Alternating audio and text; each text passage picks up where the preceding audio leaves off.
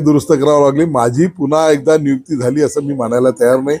माझी निवडणूक प्रमुख पदाची अगोदरच नियुक्ती झालेली होती.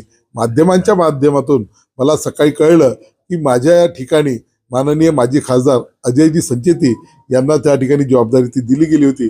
परंतु जे मला भारतीय जनता पार्टीची व्यवस्था माहीत आहे, त्या व्यवस्थेमध्ये असं आहे की निवडणूक प्रमुख पद हे त्या मतदारसंघातील नेत्यांकडे साधारणतः असते.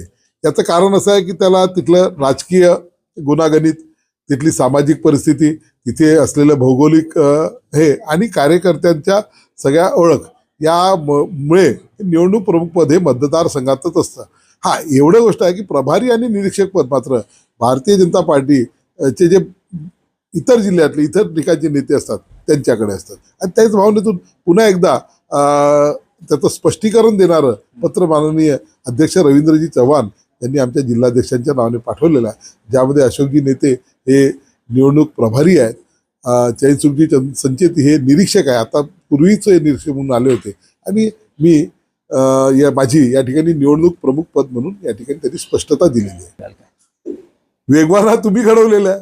कपोलकल्पित बातम्या टाकायच्या, घडवायच्या आणि मग त्याला पक्षाला त्याच्या मग त्याचं स्पष्टीकरण द्यावं लागलंय.